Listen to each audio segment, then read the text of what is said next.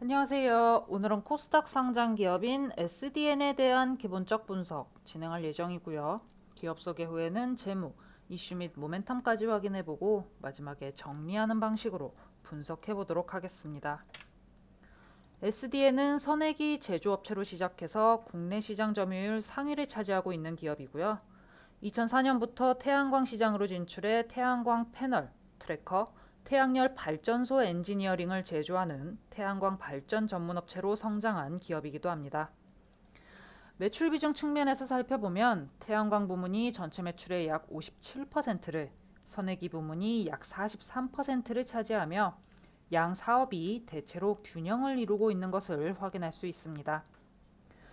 이어서 재무 부문 살펴보시면 2016년부터 꾸준히 매출 증가세를 보여주며 긍정적 흐름 이어가고 있는 걸 확인하실 수 있는데요. 이는 정부의 신재생에너지 확산 정책 기조로 인해서 태양광 부문에서 내수 시장이 활성화된 데다 세계적으로 지구 온난화에 대한 대응의 일환으로 신재생에너지에 대한 관심이 지속되고 있는 점이 매출 증가로 이어진 결과라고 볼 수 있겠습니다. 따라서 지난 3년간의 재무 상태만 놓고 봤을 때는 단기적으로 큰 문제 없을 것으로 보입니다.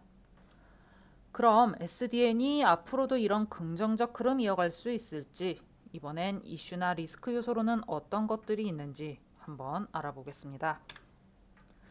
우선 SDN의 주력 산업 분야인 태양광 산업에 있어서 최대 이슈로는 정부의 새만금 태양광 발전 사업 추진으로 대표되는 재생에너지 보급 확대 추세를 들 수 있는데요.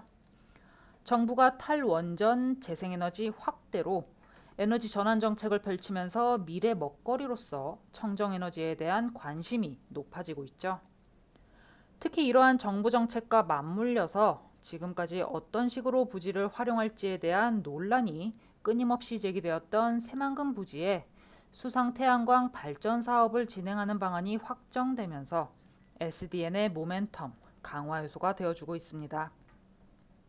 다만 정부의 재생에너지 사업 육성안이 발전량은 예상치에 미치지 못하지만 과도한 비용 투입으로 인해서 태양광 보급률은 이미 목표치를 초과 달성했다는 비판과 더불어서 자연 경관 훼손이라는 비판이 지속되고 있기 때문에 관련 사업 속도 조절 혹은 축소 가능성이 있어서 리스크로서 염두하셔야겠습니다.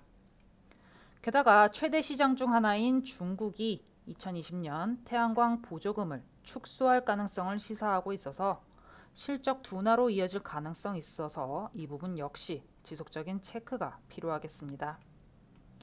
그리고 다음으로 알아볼 SDN과 관련된 이슈로는 정치 테마주 부문을 들 수 있는데요. SDN은 이낙연과 유승민 관련주로 분류되는데 우선 각 후보들과 엮이게 된 이유를 설명드리자면 유승민 의원은 SDN의 대표이사가 유승민 후보가 박사학위를 받은 위스콘신대 동문이라서이고요.